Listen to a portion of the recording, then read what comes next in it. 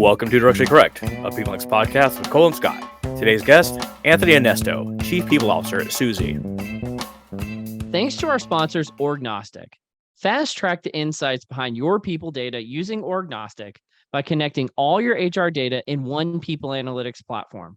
Quickly uncover the insights you need to measure the success of your people initiatives. Orgnostic is the most innovative people analytics, generative AI, data orchestration, and employee listening tool on the market.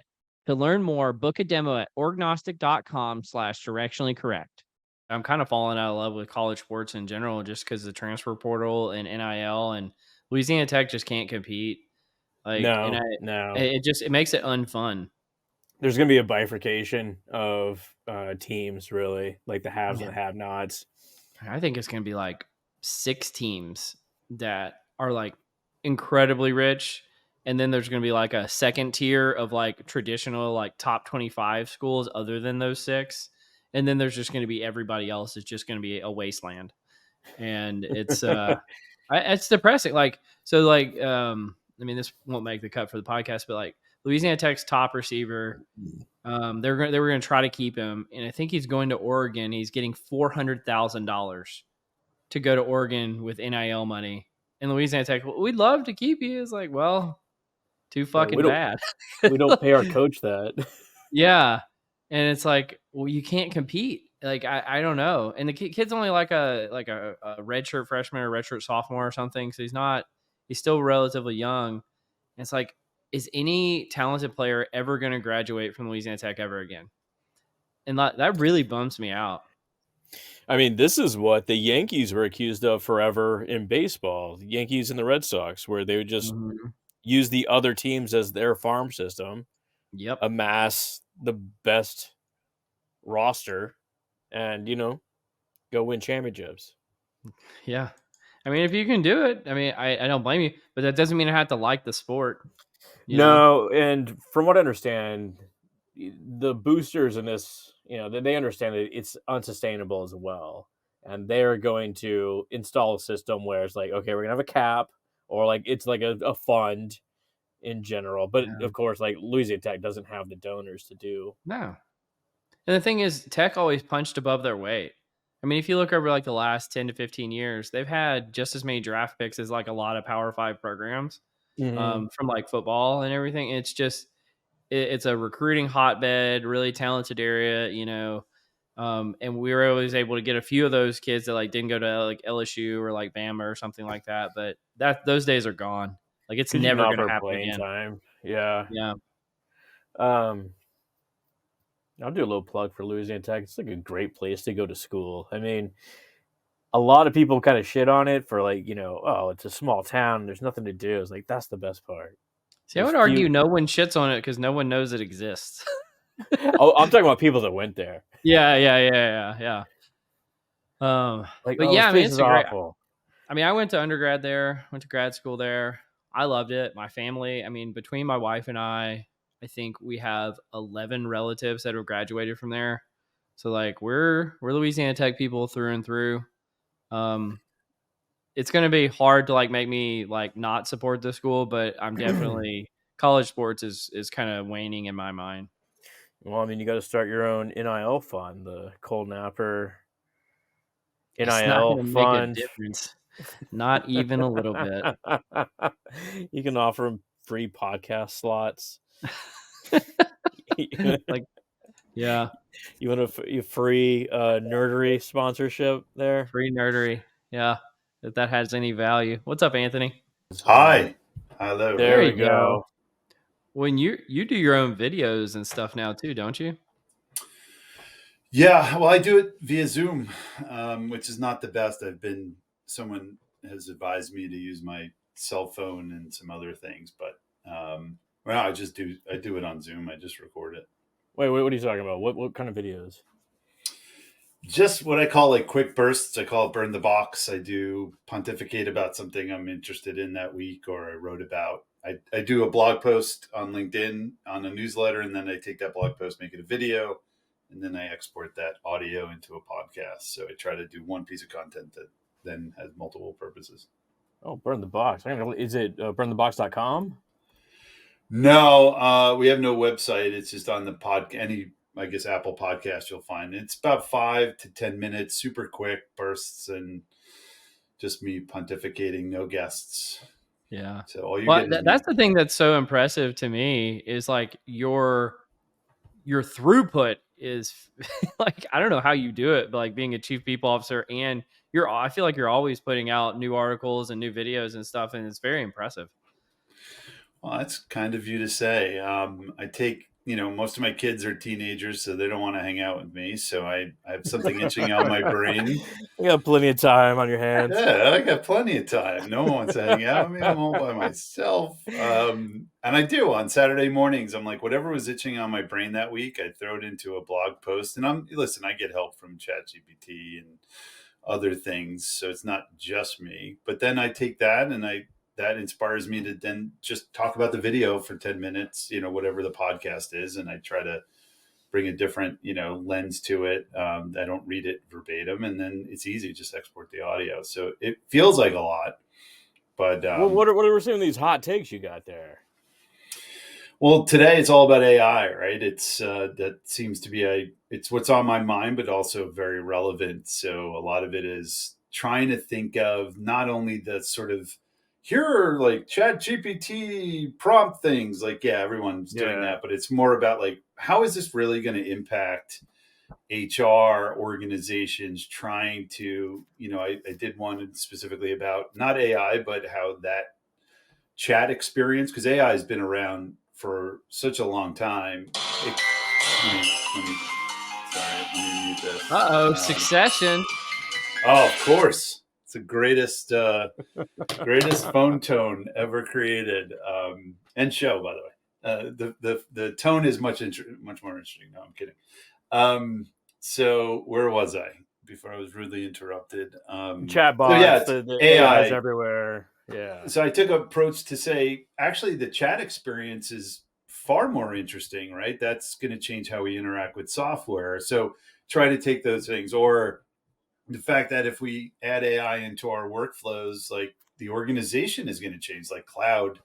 Like I remember when I was with Fresh Direct, in the HR department, we were shunned to the basement at Fresh Direct, and we sat next to the IT room. And so I remember, we had server farms of IT stuff. This is going back in, 2001, 2002.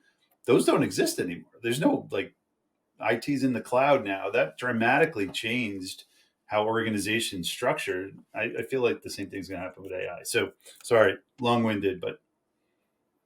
Well, I kind of want to pick. You said that you use AI to kind of help you with some of the content generation.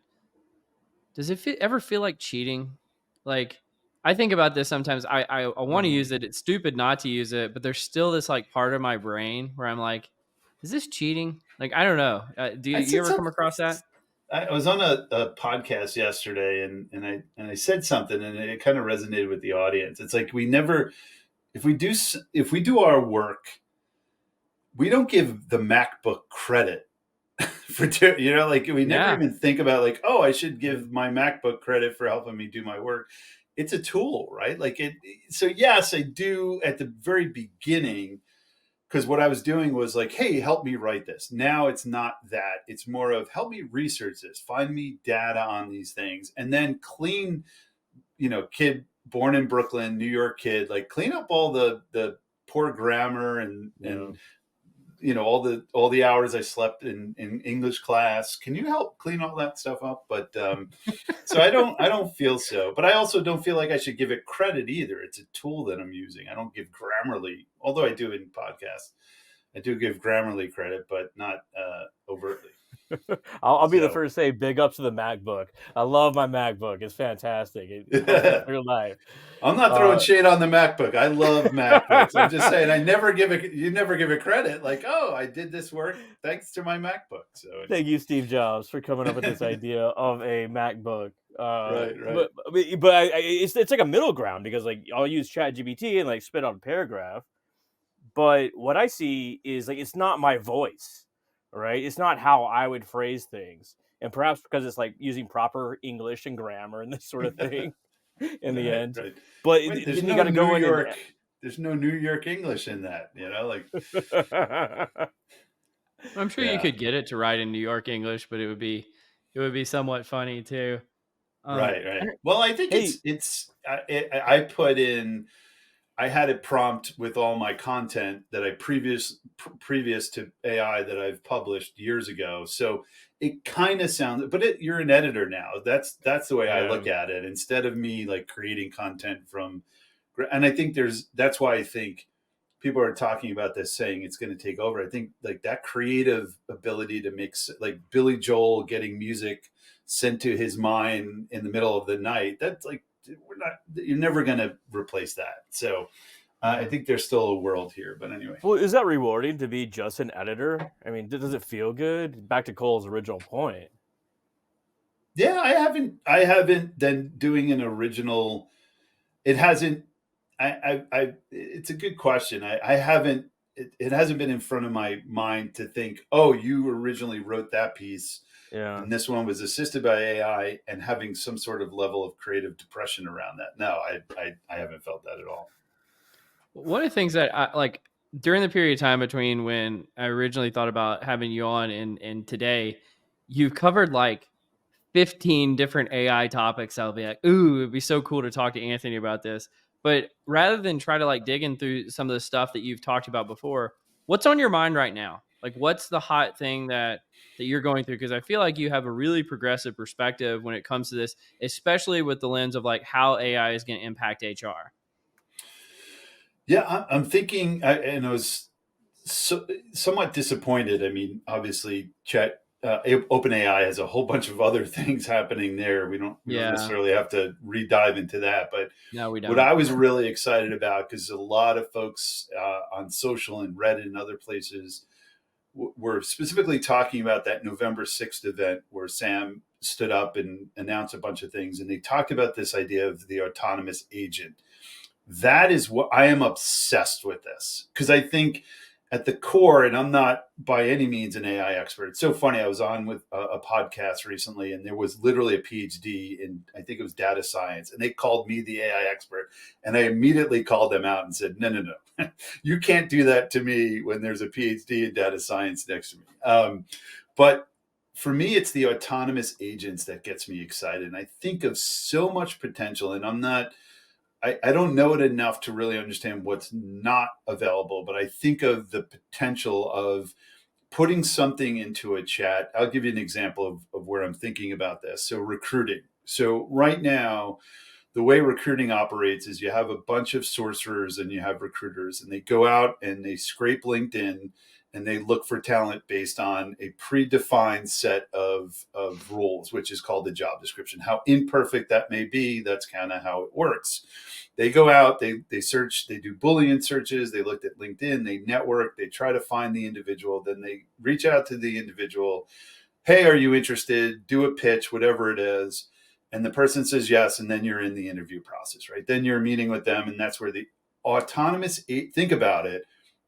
I can essentially do that in a chat experience if this autonomous agent thing comes to fruition, where I can say, here's my job description. I'm looking for a software engineer. Go scrape everything, and probably even faster, quicker, better, Lee Majors, $1 million, Mm. like faster, quicker, better than sorcerers can do. Interact with that individual, pitch them Suzy, which is the company I worked for, my day job, then have them go into a recruiting process where a live human will then reach out to them, and then you can interact. Now, I would argue that could you do the full cycle recruiting?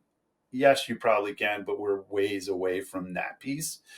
But think about that possibility now. And then when I think about these things, I then think about everyone doing that. So now you have all these autonomous agents going out. So it's going to be this really interesting place. But wow, can you imagine being able to do that? And next thing you know, you have 6 people that are interested in your role, and you had no human interaction whatsoever with that. Like, to me, that's amazing, right? Again, it's amazing in silo where it's only available to me, but that's where I'm excited about this autonomous agent thing.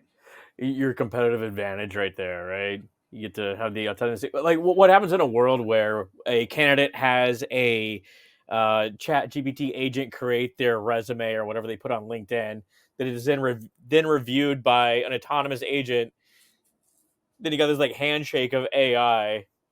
It's a wild world, right? It is, right. You're kind of getting into the Brad Smith, like every tool is a weapon and an advantage, right? So you're right. Like that's why I think there was a book written years ago called Race Against the Machine. So years ago, I think it was about 10 or 12 years ago, maybe even more, IBM Watson went up against Ken Jennings in Jeopardy and won. And everyone Mm. flipped out. They're like, okay, the machines are going to take over. And these two MIT economic professors said, hold on, let's take a look at this. And they wrote a book. So I think you're always going to have an element of human involved in this. Now, is it going to be messy and are you going to get false positives? Absolutely. Like people Well, are so are going to use humans, this. right? Yeah. I think humans, if you think about, like someone brought up the idea of a professor grading papers. So, at the 10th paper, probably awesome. 11th, slightly less awesome.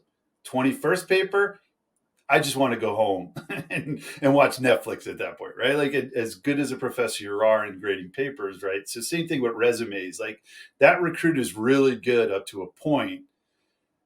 AI probably a little bit better over time and no breaks, you can have this thing on. So I think there's going to be opportunities, but it's going to be a very interesting time. Now take that autonomous agent and apply that to pretty much every HR task every HR person hates to do that's manual, and see that there's incredible opportunity then to finally transform that HR function into hopefully more strategic element. So there's the promise is greater than probably the reality is going to be, especially in my head, but we'll see.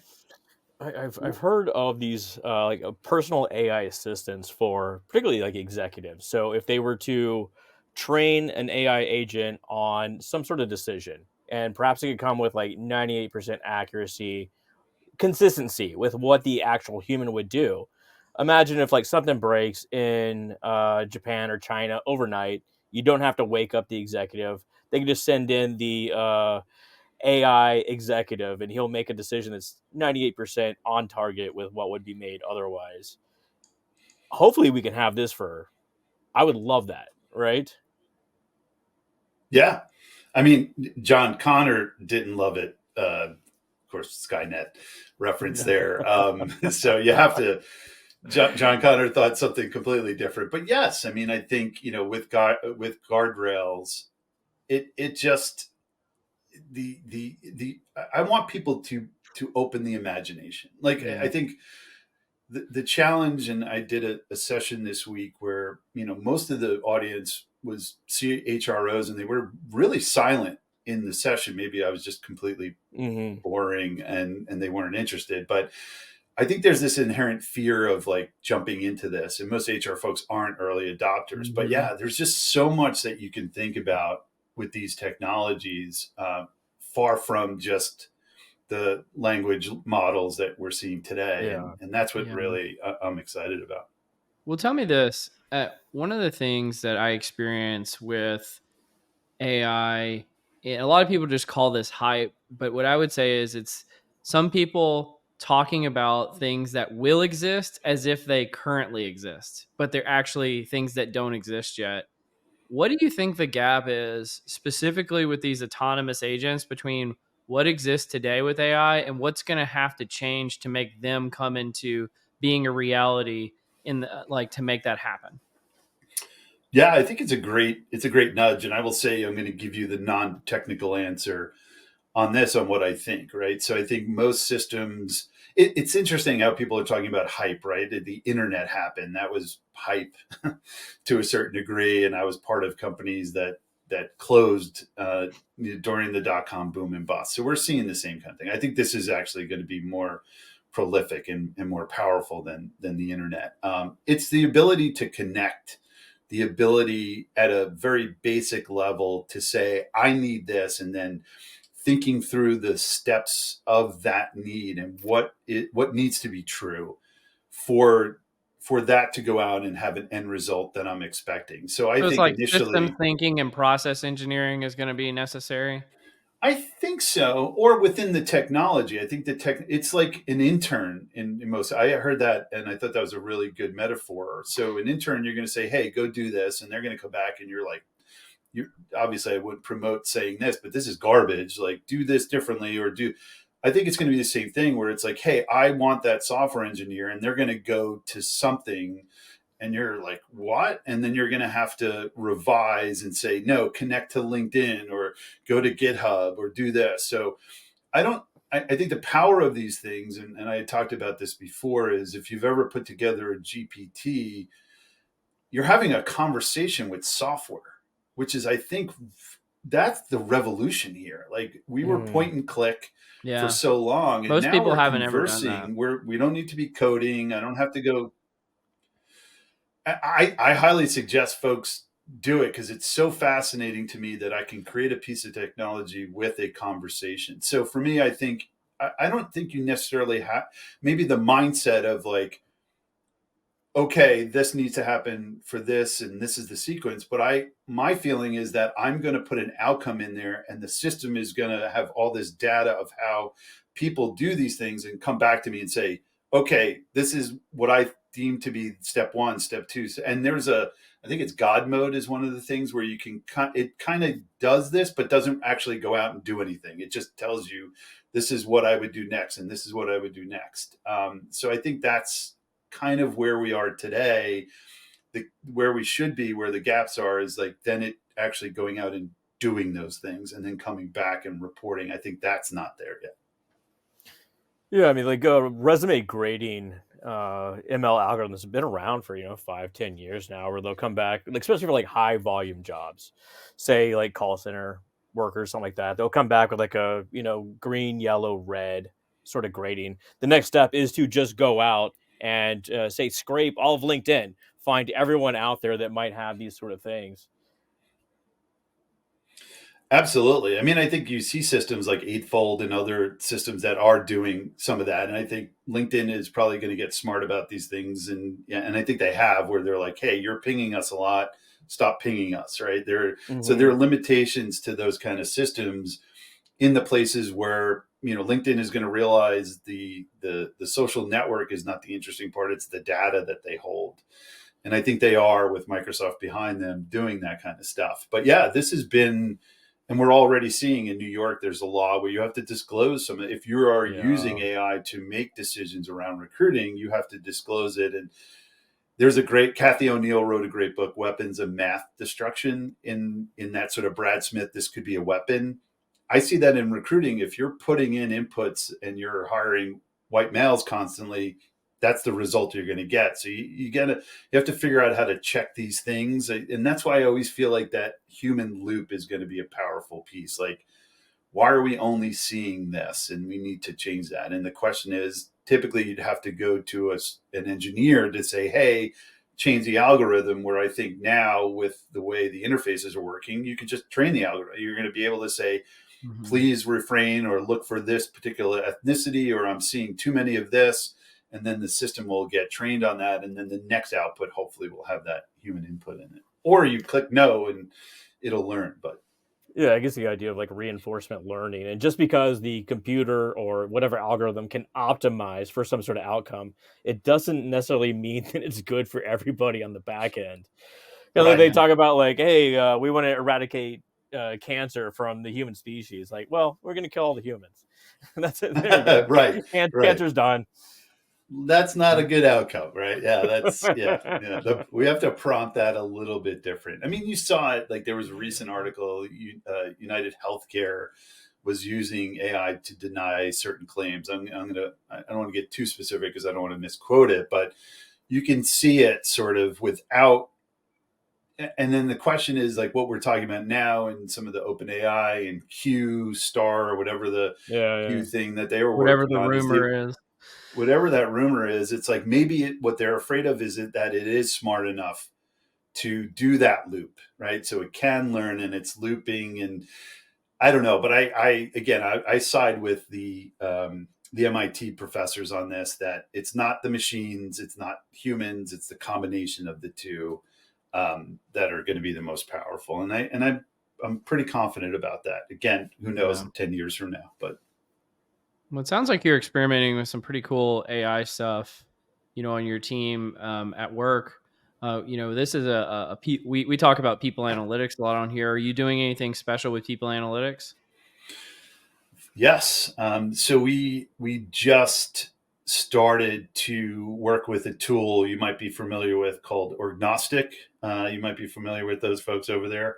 Um, I'm really excited about this. And now it's not particularly AI, the ability to where this, I mean, historically, just getting people analytics out of systems has been difficult. And it's now becoming more difficult because before it was more of a user and I would think a technology gap. Now it's these same systems are going, oh, actually, our real oil is the data, and so we're gonna start hoarding that. So now it's hard, it's difficult to work with these systems because you're like, hey, give me all my data and I want to put it into a system like Orgnostic. But my excitement here is the ability to get everything in one place, all our data in a place where I'm in a small company. I don't have an analyst. I don't have access to really smart data scientists that want to focus on people analytics because they're too busy focusing on the business side. I'm always a tertiary priority. It's been in HR forever in terms of IT and all, our business reporting. So how can I turnkey something that allows me to bring everything into a system and that also has some AI capabilities built in? I know Orgnostic has a chat experience that we're testing now. We only have one piece of our data in the system, but we're now working on our recruiting data. We have our performance in there, our HR system. Now, to me, that chat interface with analytics, and I've said this actually in one of my Burn the Box posts, is the idea of interacting with analytics in a conversational way. What's my headcount? Yeah. What's my turnover in sales? What is my turnover of my high performers? Like anytime you go into a dashboard, you're going in with a question. So why are you getting a dashboard? You're asking a question you should get. Now it could be an answer with a dashboard or a chart, a la Orgnostics AI tool, which I'm playing with and I'm loving. It's that ability. So for me, that's the first phase of this. The second phase is, okay, how can I get things nudged towards me? Like, hey, did you know that all your high performers come from this source of hire? Or, your low performers, whatever. Like, there's going to be so many interesting things, but we're at the very first stage of that. But I'm really excited being able to get it all in one system and then start looking at these things and also have a system that can maybe is smart enough to be that HR people analyst that I can't afford, that I can't have. So I'm excited about some of that stuff. And then we're also doing some workflow things with some AI tools. We're working with Atlassian. So they just launched their Atlassian intelligence agent. We're a small company, but we're very, very data security focused. So we're SOC 2 ISO. So where many years ago something would come out and I'd be like, oh, let's do it, and we'd be able to play with it. Can't do that anymore. They got to go through security review and all this sort of and I totally appreciate that. But it makes it harder to experiment with things. Atlassian launched their thing. They're approved security wise. The idea there is that if someone asks a question, it can actually look at all our data in Confluence, all our knowledge, and answer that question to the best of its ability, removing all these common questions we have. And that's actually something I explored with my own startup. I tried to do a side startup called K.AI, which would do that same thing. You can upload your documents and it can answer HR questions for you. But we were way before ChatGPT and it was really freaking hard. So when we stopped, it was too hard, especially as a side gig. Well, that in itself is autonomous AI agents, right? Like it's feeding you information or giving you nudges to keep you out of trouble. I mean, the overall goal for everything people analytics is to just enable better decision making. And we see it in, like, say your credit card balance is too high. I mean, that's a little nudge to you to, like, look out. Or whatever else is going to be. I think that the future is already here. Like to Cole's earlier point, there's like several horizons of AI, and where we are and where we're going to be is just like absolutely insane. Yeah. Yeah, absolutely. It's almost like, I don't think anyone the enjoyed that AI. point. It's almost like the AI you see in things like sci-fi, like Star Wars. I don't know. Are you a Star Wars fan, Anthony? I am a Star Wars fan. Yeah, big fan since I was a kid. My aunt actually worked at Toys R Us, and whenever there would be a new Star Wars thing that would launch, and I'm old enough to say that the original Star Wars is when I was growing up. She would put it to the side, and so I have this Star Wars collection. Oh my god. I would go back in time and say, "Little Anthony, keep it in the box. Keep it in the box." He'll look at me and go, "What the heck are you talking about?" I'll be like, "Trust me, keep it in the box." But yeah, I was. I'm a big Star Wars fan. So you're a That's no fun. millionaire with You can't play with collectibles. that. Yeah, right. Exactly. Not a millionaire at all. It's probably worth nothing now because Luke's arm is off. And Oh, okay. I thought you Vader's kept it in the helmet is. box in mint condition. No, that's what I would go back in time and tell myself, keep it in the box. Yeah. Okay. But no, I had a big Star Wars fan, and then all the adjacent properties that they're coming out with. I think Dave Filoni is a genius, by the way, and glad to see I think he's chief creative officer or something at Lucasfilm. So Do you relate to any of the characters specifically? I always, it's thanks for that question. I always wanted to be a Jedi. I mean, to Yeah. just Who I think doesn't? Who doesn't? it's The cool, like Sith. magical power stuff, but it's also like there's a kind of a laziness and like, can I go grab that piece of fruit and bring it to me without having to get up? This is the autonomous agent going and getting that fruit for you. yeah, maybe that's why I'm so hyper about the autonomous agent stuff. But I just like, and I also love the principles of the religion, right? To a degree. I mean, you could dive deep into the flaws and all that sort of stuff, but just the peacekeeping element of it, again, arguably if in the story arc. But I kind of loved, and then of course the lightsaber. I was always kind of obsessed with sword fighting and things like that, and I never did any of that in my younger years, but I was always interested. So it's that whole the robes, the Oh intelligence, yeah. the wisdom, all that sort of stuff. I always felt like I was on the light side. I'm trying to figure out who Cole would be. I'm not sure. Whatever Jabba the Hutt. Maybe that's You want who I'll Jabba? That's pretty good. Jabba the Hutt. Okay. be. Bound, You feel like taking laziness to the next level. You're a gangster. He's got his little minion, little guy on his shoulder. Yeah. Yeah. So you're a That's fine. gangster. You're a gangster. Okay. Nobody's ever accused me of that before, I promise. Well, one of the things that to me is really impressive about you, Anthony, is not just the work you're doing with AI or being a chief people officer, which I think is like a feat unto itself because that's a really tough job. But you're also doing things outside of the work. Like you told me you work with the Dave Thomas Foundation. Do you want to talk about that at all? Yeah, sure. So I'm adopted by birth. I found that out just to go super personal. I think I was very young, and I was talking to my parents. My parents are Italian American, so they have very little patience with a lot of things. And so I was talking to my mom about Christmas gifts and kind of just blurted out of nowhere that you're adopted, and I was like, what? And so, but it Merry never Christmas. from yeah, Merry Christmas. So from that period on, I never really gave it a second thought. I really didn't. I just, my parents, my adopted parents were my parents. I'd known and nothing different until a good friend of mine died of a heart attack. And I said, you know what? What is going on with me? I should probably really understand my health, my family history. And at the same time I was thinking of this and these things happen, Governor Cuomo unsealed adoption records. So in New York, Oh, wow. all of that was sealed. So at the same time, it was right before COVID, you'd be able to submit to get your original birth certificate. So this would unlock who my parents were. So I submitted for it.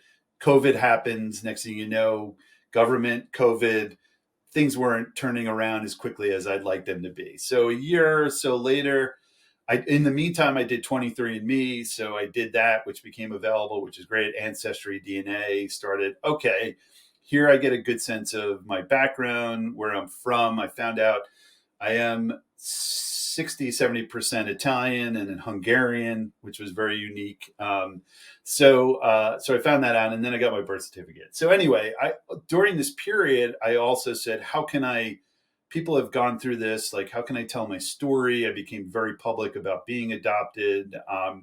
And I connected to the CEO of the Dave Thomas Foundation. I said, listen, I can donate, but I can also help you. Are you thinking of like HR related things? I can help. I wanted to give sweat equity.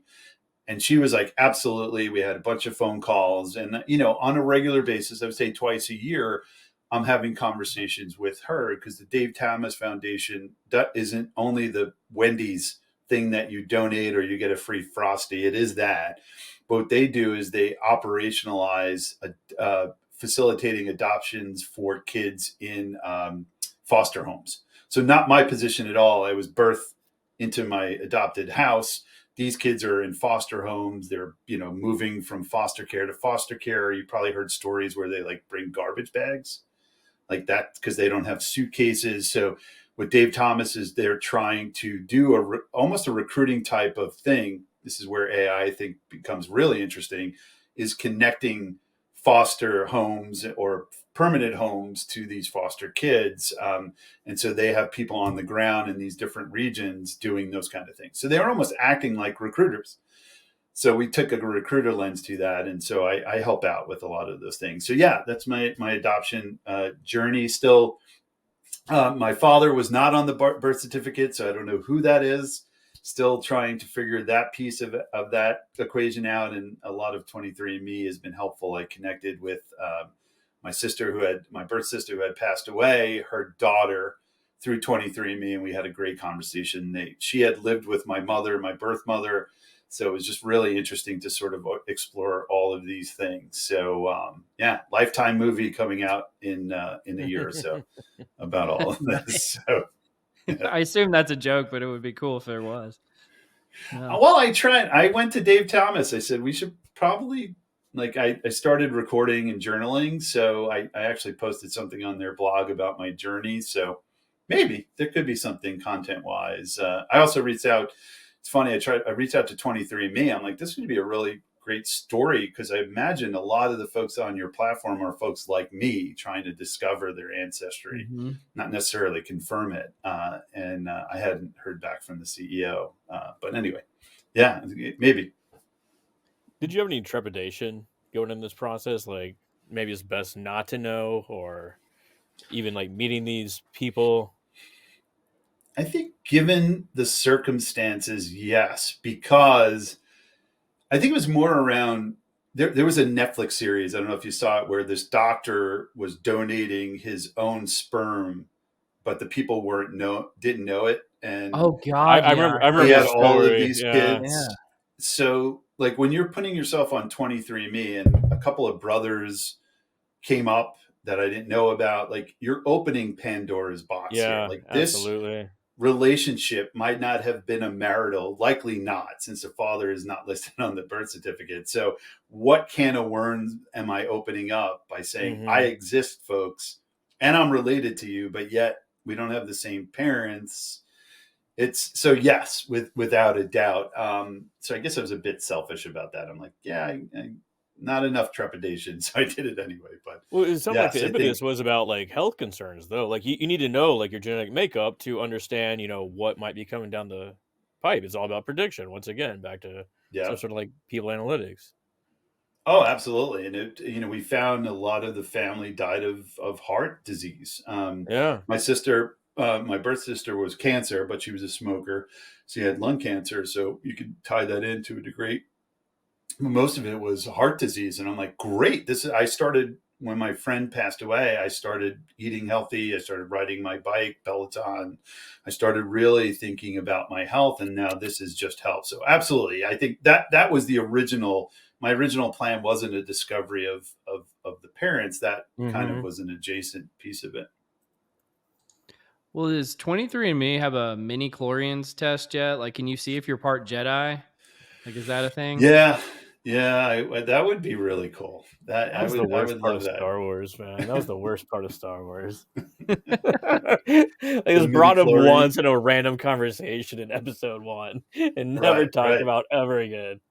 And Oh yet it's yeah. the foundation of the entire like possibility of it. But it was like, yeah, this midi chlorian things. Let's Yeah. move on. Yeah. Never again. Well, you mentioned you're doing some exercise like biking and stuff. Are you a big biker? I am. I became a big biker in COVID. There was nothing else. I don't love going to gyms. I don't like that environment. And Yeah. what I found with biking, it was a solo effort. It was outdoors, and I would be able to throw on these AirPods and listen to directionally, correct on my ride. So I Don't was you like, flatter us. I was, and the Pivot podcast, just to be very clear, like I'm a big fan of of the Pivot podcast.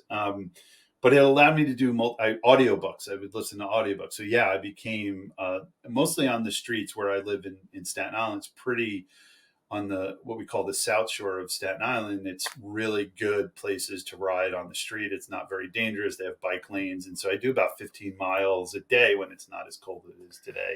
Otherwise, it's Peloton. Staten Island, that's where the vampires from What We Do in the Shadows live. I've never seen the show, but yes, someone, and also Pete Davidson. So our claim to fame on Staten Yes, the Island, king of Staten Island. it's Pete Davidson, pizza, and Wu-Tang Clan. So those are the three things I hold Not dear. Yeah. not bad And company at all. it's not bad at all. Right. That's what I said. I'm like, Yeah. those That's a are pretty pretty good good like things. cocktail party, right? Yeah, it Yeah. does. It does. I mean, there is some, it seems to be a lot of Trumpian things going on around here. So, but anyway, yeah, it's interesting. Well, hey Scott, do we have a confusion matrix for Anthony today? We do. The confusion matrix. You want to try something new, Anthony? We'll Let's do. do it. It's called super random. This is probably tells you more about me than you, but it's like just random things I thought about this week, and I'll ask you. Maybe we get through one. Maybe we'll get through 10. I don't know. Sounds But good. Let's do it. first question: is it okay to tell someone that they were boring you? Like in a conversation, like, oh man, you're just boring me. We preach a radical candor framework here at Susie. So professionally, probably you'd have to toe the line there. Personally, absolutely. Well, I'm from New York, so we're pretty straightforward. Like you'd want someone to tell you like if like a bird shit on your shoulder, right? Or like oh, I'm sorry, I gotta pee, I gotta go to the restroom, like something's going on. Right. But you tell someone that like they're boring you, that's an affront. And I think that this like it's because like the dynamic is in place where they are trying to impart some sort of wisdom to you, and Right. it's a waste of your time. So there's like I think a if you head butting keep it going to on. the like you're boring me versus you're boring, I think it might be a little bit easier. There's an Like just unfixable because the problem, topic you're i.e., talking you. about, right? It's the topic you're talking about and how you're presenting it, but it's nothing about you. I see Cole smiling over here and being quiet. Yeah, I'm just I'm just gonna not wade into this one. I think there are moments. I think if the problem is my wife is really good with small talk. I am terrible at it as HR person. I'm terrible at small talk. So if I'm bored, you see it on my face. So if I'm seeing it on my face, maybe I can get out of that car. I don't know. It maybe listen. Let's change topics is maybe a little bit more finesse around it. There's nothing like talking to someone and they're like, "Oh no, I'm really interested." It's like, well, tell it to your fucking face because your face is telling a whole different story. Yeah, you were gone. Yeah, I've so many entrepreneurs that I've worked with that I'm talking to them, and they're like, I'm like, are you even paying attention right now? So, Yeah. Let's go on. Let's move on to the nerdery. I think we've All right, let's do exhausted some that. nerdery. The nerdery. Do you want to start with the latent activity one, Scott? Yeah, absolutely. So sometimes the methods are perhaps more impressive than the actual results of this sort of thing. But this is identifying latent activity behaviors using mobility data. So essentially, they're using cell phone data to analyze people's habits in a city. So in cities, most of the data comes from census data or surveys, which are infrequently collected. We very analogous to what we do in organizations. So we have like flat file demographic information on people, as well as like their sort of employee sentiment. So what these folks did is they analyzed mobility data of 1.2 million users in 11 cities and identified 12 distinct latent categories of behaviors that people engage in that relate to their overall lifestyle. So instead of categorizing people based on their groups, such as like high income or these are our people of color or what have you, they identified a consistent pattern of these behaviors can be different levels of these 12 different behaviors which relate to someone's lifestyle. So as opposed to describing people by who they are, it's what they do. And it's a nuanced way to analyze people data and target high risk behaviors, and it gets to the interconnected nature between what we do and our overall outcomes. I thought it was really interesting. It was fascinating, Yeah. and I just wondered, is one of those 12 hipster lifestyle? Okay, I didn't get into that. Oh, So like absolutely. it kind of hit on hipster lifestyle. So it's like working, food, entertainment, shopping. One of them's coffee shops. So I mean, you're like hovering around sort of hipster territory. Definitely. Interesting. Yeah, this is the segment of Upper East Side activity, and but Botox visits. Anyway, so it's interesting. Like there is, so Susie's a market research platform, and we actually there was a book called Everyone Lies. I don't know if you've read it. The idea No. was in survey data when someone answers a survey tool, they're perpetuating what they think about themselves, but not actually. So this Yeah. kind of information, like this is where, they explored O&A, and we're still exploring O&A. I call it digital breadcrumbs. I think you can tell the sentiment or what someone's doing in your organization if you can track their digital breadcrumbs, right? Well, who are they connecting to, and what Yeah. systems they're in. So I think there's a lot. And so anyway, we did a segmentation drivers analysis at Suzy where we did surveying, but then we put through like a k-means clustering analysis of perceived versus actual. And we did a whole segmentation analysis on our panel, which is US consumers, but focused it, instead of doing consumer type work, we did employee or work type of questions. And we got to a couple of personas that are statistically relevant, like almost to a degree of, I forget what the number was, but pretty predictable degree that based on what they call a typing tool. So you answer a bunch of questions, we can actually figure out your persona. I love this stuff. Like to me, what can Yeah. you derive from this activity, this mobile activity, versus again where this Everybody Lies book goes into, where it's like I'm answering a question, but I'm answering it based on what I perceive myself to be, but not actually. What he talked about was Google searches. You can learn more about a person by their Google searches than through their surveying, because they're Google searching what's interesting, what the activity, that kind of stuff. So I think this is a really interesting thing. It gets into so much privacy stuff Oh that yeah. we can talk about, but I think it's an interesting way to look at organizations or people in general. I think it's a more egalitarian way to look at folks too, right? You look at what the actual behaviors they engage in, as opposed to lumping them into a group, and then predict outcomes based on that.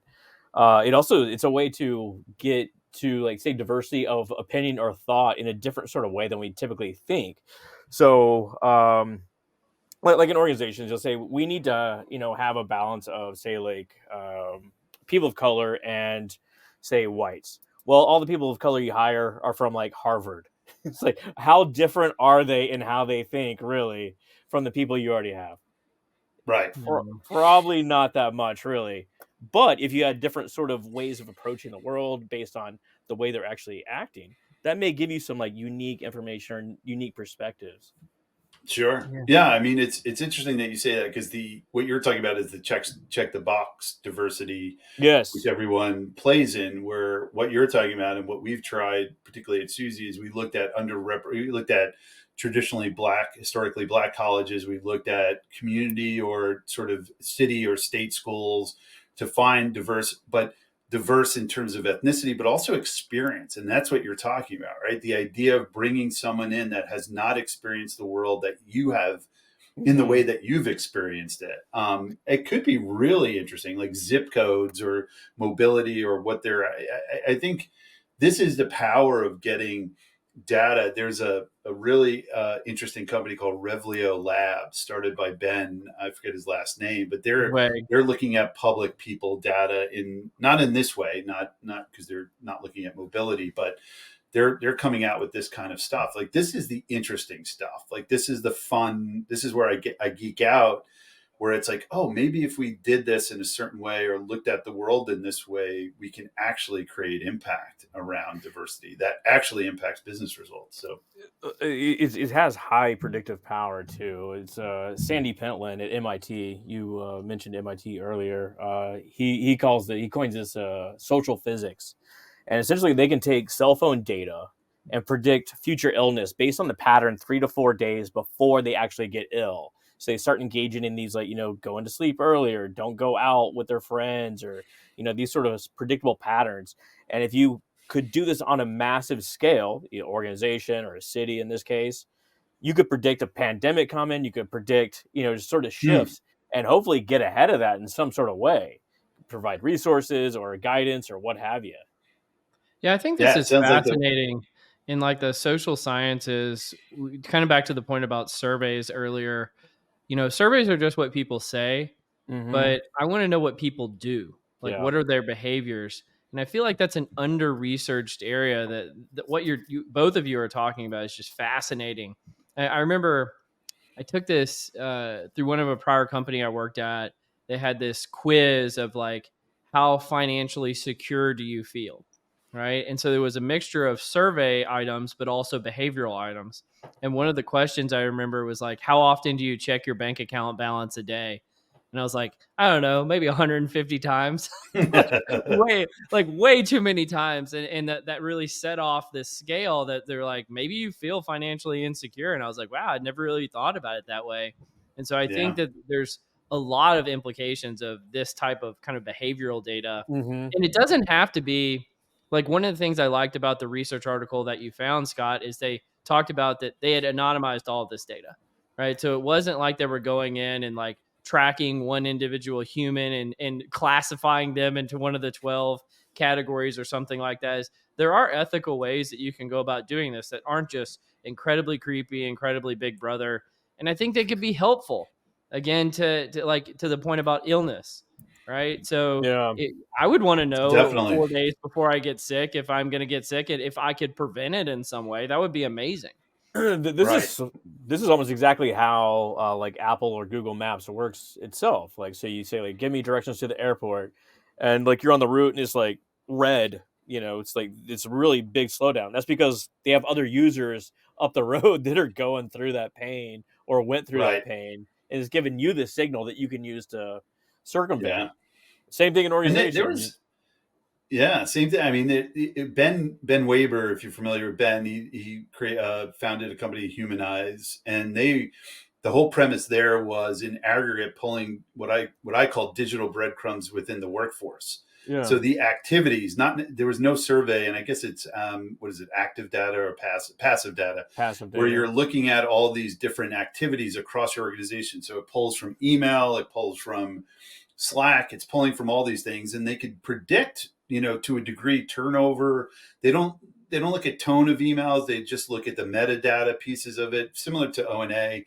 But like they would be able to look at and it's so funny because like we all have assumptions about how our organizations work, but getting this type of information of activity would be really interesting in a dashboard to go like, oh, I can almost see it like, this like interactive thing where like a whole bunch of people are here and it's like, what's happening over there? It's like, oh, that's the engineering offsite thing or whatever, like I think there could be really, not that we're spying on, like, I think why are they so engaged right now? Yeah. Why are all the engineers talking to each other? That's not what they know. But I think this is the future. Like interesting. you say, like incorporating more data sources beyond just like survey data, which that has a latency to it. I mean, it takes 2 weeks to put a survey out. Maybe some people take it, maybe some don't. It takes 2 to 3 weeks to analyze it. Then you push it back out. Now that data is at least a month old before it gets back into people's hands, right? Yeah. Yeah. And what, the other thing I've been thinking about a lot is we send out a lot of communications in HR. Like, is it being read or not? And is it Yeah. in the place where people are sitting? Right now, it's Slack and email. But is that the right? Should I do more Slack or less Slack? Like, how do I get the best bang for that communication dollar, or post?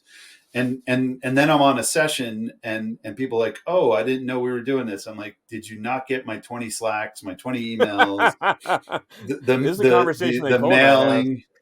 The mailing I just sent to you, I sent a telegram, singing telegram to your house. So it's just, I think it'd be interesting to really look at that organizationally. But Yeah. I hate to break it to you, Anthony. The answer is no. They didn't get any of yeah. those things. Well, Axios actually put out a report on this because they have like an internal communication tool companies can license, and they say the best time is 3 or 4 a.m. in the morning to send a company-wide email. I'm like, okay, it feels Fair wrong. enough. It doesn't feel intuitive, but maybe that is the answer. So we started doing that. Here, we're going to send it at 4 a.m. I don't know. There's no way to track it, so it's hard to really figure out if people are actually seeing it. Have your autonomous agent talk to my autonomous agent, and we'll just have the autonomous agent fill out my engagement survey, and we'll all be Exactly. happy. Yeah. Create Or a they could fill GPT out of yourself. the autonomous agent could fill out your time tracking sheet for you, perhaps. Right. It's a real problem.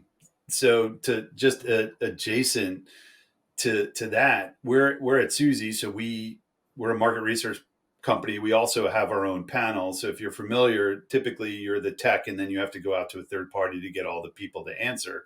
We have our own panel. So we have like end-to-end control, like an Apple-esque kind of way. And one of the biggest things is we have to fight off AI because someone can create a chatbot that answers the survey questions. Then they're getting points, Yeah. and then they're putting in those points for gift cards.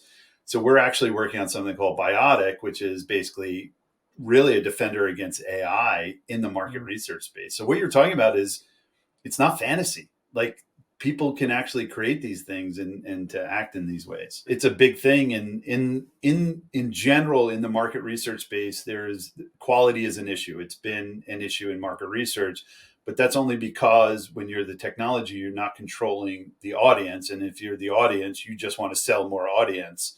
So for us, because we have end-to-end control, our quality is 3 or 4 times better than a normal, market research firm. Now we're even adding in this AI, this Biotic tool that, because the other reason is not even, it's less sophisticated. You just have someone hitting yes, yes, yes, yes, yes on a survey to get points. And so we have to track that activity. So it's one of our we call it Blackbird, one of our innovation hub things that we're working on that we're in beta now, but we're launching in I think January, and it's going to be a big thing in the market research space. In a less sophisticated way for internal people analytics, an IO named Richard, I think he went to NC State, but he developed a package for R called Careless.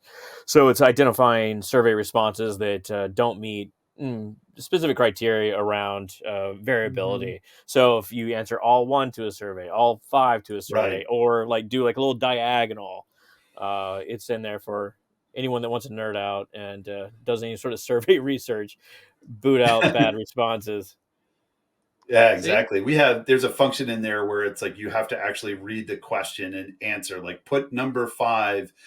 That's a way to get around sort of that 1-1-1-1-2, but still it's not a perfect science. It's a problem in IO too. I mean, a lot of our data is based off of these sort of like paid sites where you go to and people will respond to your surveys for, a nickel or a quarter or something like that.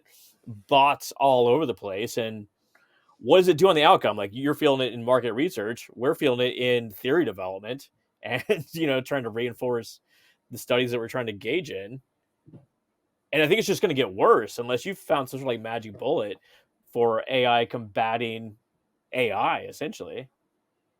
We might. It's got to get worse, I feel like. Because if there's the incentive for people to want to game something, like just to use the example from the careless package you mentioned, Scott, Yeah. it's like doing all of that manually of trying to comb through your survey data to see if it's, got some kind of corrupted data in it. It's terrible. It sucks. It's very menial. And I've been looking forward to for years for a time for AI to come in and automate a lot of those menial tasks that I don't have to do again. So as long as there is an incentive there, people are going to try to game it, I feel like. Mm-hmm. Yeah. And what we're trying to do is we're trying to install technology because again, we own what's happening with you folks is that you don't own the audience on the IO side, right? It's just this general audience we have and we own the audience part of it. We can install technology to not only before it even gets into the survey, like, oh, you're doing these, first, I call it like a club. We have the bouncer and we have to make sure you're human. That's the first element Yeah. of making sure that there are no bots. But then it's like the bouncer walking around the club to make sure you're not doing it. Like that is the key. That's what we're working on is a solution to combat that, which is both AI. So how do we figure out what is a bot, what is a human? And then once it's human, are you not just answering questions to answer questions? So we have, I believe, and the person working on it is brilliant. I think we have the solution, and we'll see if it's in code and it's in our platform. Because idea to execution is always hard, but I think we're getting there. Yeah. I'd love to pick your brain sometime about the sophistication of this sort of stuff. I mean, that's absolutely wonderful. It's a unique challenge, I imagine, that you're facing. Because I mean, on the Yeah, back end, like you got to produce some. It's there's several things that just kind of boil down to garbage in, garbage out, and this is one of them, right? absolutely. And that's why we're like garbage out before you even get a report. Like, because typically you would clean it up when reporting happens. You're like, oh, this doesn't look right. Get rid of that answer, get rid of that Yeah. person's response. Where we're saying, okay, we're going to kick you out of the club before the results even get to you. Which what it does do in the survey world is it does increase the time to completion on that survey if you're kicking people out constantly. But it is an unknown thing or undisclosed thing in market research where some companies accept that level of quality issue. They're like, yeah, because Well, I they mean, like, won't what be are you able gonna to do? I deliver. mean, we got to Yeah, produce something on the back end, even if the results yeah, aren't perfect. In fairness, in college, I never made it into the club. So I think I no. never wore the right shiny shirt, as it were. Is that what it took to get into the club? The shiny I shirt? don't know. Yes, a I black hated going to shiny club. shirt was pretty key. You go into clubs in Uh, New York, it was yeah, you had to know someone to get in and or drop 100 or something. So what was the hottest club back in the day, Anthony? oh, it was the Palladium. The one the Limelight was really when I was younger big. It was a church converted into a house techno club, and so it was the Limelight, it was the Palladium, and then Club USA was a big one. They actually had a slide. They had a slide in A that one. So, slide. yeah, yeah. You saw a lot of things there, and I think COVID probably originated in those clubs. It sounds like you knew somebody, Anthony. It sounded like you were in these clubs. You were in the scene, man. I was. I always in New York. I got a guy is a big thing. So I You have got a a guy. guy that knows people. So yeah, I was always able to get in. I always wanted to be that guy, but I never was. I'm never that guy. I don't know. I No one think you comes to are me that and says, guy. "Hey, can you get me in?" No, I got a guy. Yeah. I think Cole is that guy. He knows everybody in the I space, True. right? Great Yeah. connection, by the way. I spoke to one of your connections, Deborah, yesterday. I'm really excited about the work they're doing. Oh, fantastic. Deborah's great. Yeah, I forgot I yeah. even made the connection. That's good. You did great. I said to her, I said, spot on, spot. Like I told you what I was trying to do, and she's doing what I'm trying to do. So it was perfect. Who needs Very good. AI? We have Cole. We have Cole. We need Cole AI. He's a massive node in the network. I'm really hopeful that there won't be an AI coming out named Cole because that's going to make my life really confusing. Ugh, that would be terrible. I don't You know, be Scott. Do you? or a Cole. Yeah, yeah. Yeah. Scott, do you have time for more nerdery, or do Yeah, you? yeah, Do yeah. you We need... can go. You can either do one or two, whatever you want to do. Okay. Let me try. Let me bring up this. I'm on Since we're kind PTO, of pressed Anthony, for time, so I let's can do talk about whatever I time want. tracking. Time tracking? Okay. Yeah. This The is a exciting tweet. topic of time tracking. Yeah. Well, we're here to shit on it. So. This is All right, good. from our buddy Santiago. We borrow from him quite a bit. And the essential post is him lamenting the use of time tracking by managers to, I don't know, foment productivity, with the idea being that like these things like Jira boards, etc., as opposed to focusing on actual production, they tend to become focused on the tracking numbers and getting people to enter the numbers, and then the incentives obviously cascade from there. I tend to agree with this. I've every time I've been asked to like input numbers, it's never about the actual product anymore, but about putting those numbers on the board and making sure you got your TPS report updated, this sort of thing. Yeah, it just seems fundamentally just a God. It's just the worst. I don't know how else to say it. It's like it's work for the sake of work, just Thanks for for that somebody else insight, It is. Cole. to feel like a sense of control where they don't have any control, right? And it's I don't know. I just have very negative reactions to this. Yeah. It's the oldest thing in time, though, right? Like tracking. If you think about the oldest business in the world, it's paying people by the hour. So it kind of is in the fabric of what we do. I have a bunch of stories. When I worked at Fresh Direct, when we first started, the CFO was obsessed with all our salaried people punching in and punching out until I told him that it could be potentially a violation of FSLA rules and other things. So there, it's been Well, what do you mean, one like of those them leaving things. early, like not putting in full 40 hours? Yeah, like, hey, you're not pulling in full 40 hours of time, or if we're tracking and they're not overtime, is their position in the right? Like, it was just without any consideration of the role or the responsibilities, or even how this is. I joined, we were about 40 employees, and he was doing this. Eventually went away, like within a month or two, when I told him that it's not a good idea to do it. But it's just interesting to see that kind of stuff happening in that way. And then, like you said, there was a friend of mine being, in Staten Island. I know a lot of folks in law enforcement and fire departments, big here in You got a this guy. borough. I got a guy even on that side. Yeah. And so he was working with the chief of police. He was a first lieutenant, and he was responsible for what they call ComStat. If you're not familiar, they would have to report the criminal activities of every different region in New York. So murders and started getting data obsessed with these things. This is believe me, this is a story you want to hear, and it's very relevant. So they started reporting these things, and obviously you can imagine when they started reporting these things like murders and all this sort of thing, they were somewhat incentivized to make sure that, just naturally, like, let's make sure these things don't happen. Like, if we can prevent these things. So what was happening is they were now being measured on their success on these ComStat sessions. And this is an idea of, what was it? The Cobra analysis years ago. I don't know if you know the Cobra story. I could tell that one. But so what was happening is cops, when a murder would happen in a place where it was very close to the line of another precinct, this happened, by the way, they'd move the body. So the murder wouldn't happen. Mm-hmm. It's almost Disney-esque. We have had no one die at Disney because we take you off of Disney property and then you die. They would do this thing. I don't know how prolific it was, but having connections near, it's a perfect example of the time. I mean, it's a really awful example of the timesheet thing. But instead of looking at the intent of these things, you're now moving metrics to make it be perceived a little bit better. Exactly like a Jira board. Like, you said it's going to take you 40 hours. Well, if it took you 30 hours, we got to find 10 more hours somewhere else, or vice versa. It took you 50 hours. It's going to take away from something else. 10 of those hours were moving the dead body from one precinct to the other. Right.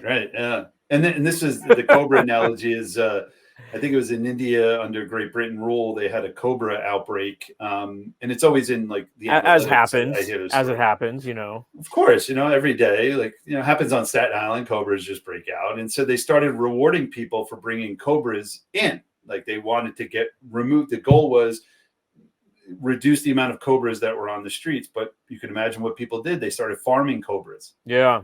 So they were bringing cobras by the hundreds, and they're like, where are all these cobras coming from?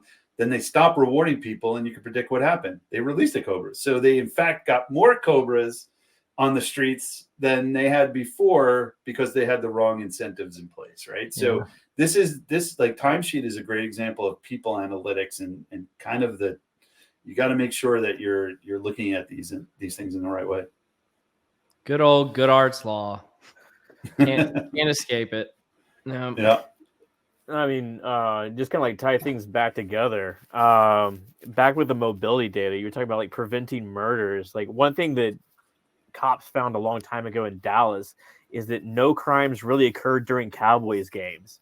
All these people were inside, like watching the Cowboys, so fascinating. No real crime happening. Cops that go to the fire stations and stuff.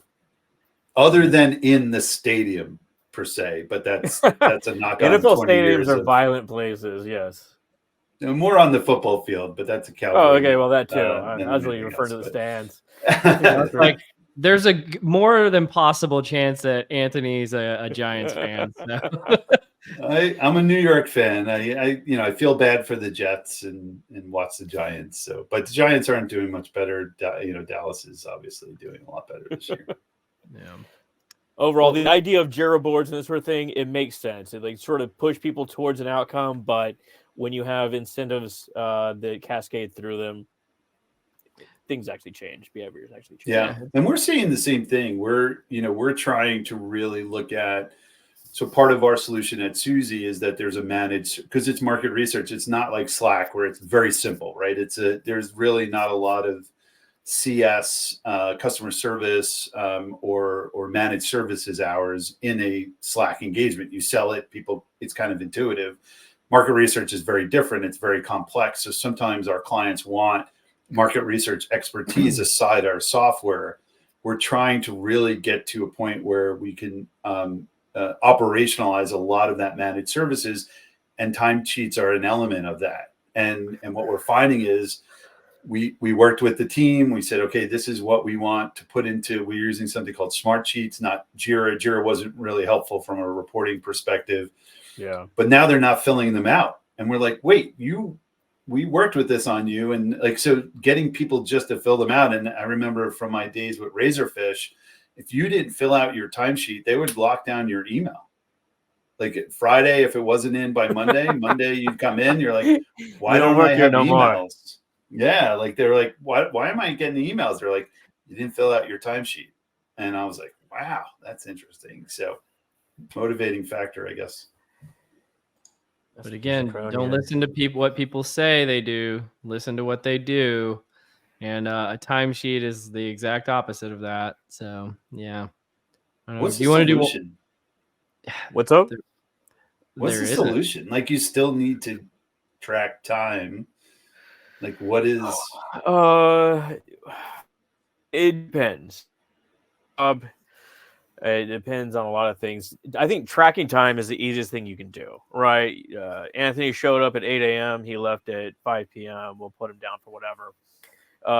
Then, of course, like you get the human element of that, of like the incentives become like, well, if you're paying me for time, what you're going to get is time, you know. But how do you monitor a workforce while ensuring that they are productive, have clear goals, have clear standards, and provide the autonomy to do it, I suppose. Like if someone wants to go out to lunch on a Friday, then that's fine. You know, if you can get done what you're expected to, your obligations are to get done. I think that's where to start, really. Yeah, I feel like there's so many factors there. Like a call center worker cannot just be like, well, I made a great customer case, so I'm going to get out of here, because you need someone to man the phones, right? You need someone's time at that place. But then they got Yeah. other factors of like how long you spent with that customer and these sort of other time tracking things that are. Yeah. So I'm bored with this conversation. So Yeah, moving on. Yeah. I wanted to wrap it all in from the very beginning. I'm No, that's super some bored. radical candor there, Anthony. Well, maybe, maybe we'll just wrap this whole thing up. So, Anthony, you have been fantastic. There's been a lot of really good stuff that we've covered today. Scott, any final words for Anthony before we wrap this up? Anthony, a pleasure to meet you. I can't wait to see what's coming down the pipe from an AI perspective, and Susie, definitely. Absolutely. Same here. Thanks for having me. Fun discussion. Really enjoyed it. Hour went super quick. Well, you've been listening to Directionally Correct, a People Analytics podcast with Colin Scott and Anthony Onesto. Thanks for joining us, Anthony. Thank you. All opinions are our own and do not reflect those of any other organization. You've been listening to Directionally Correct, a People Analytics podcast with Colin Scott.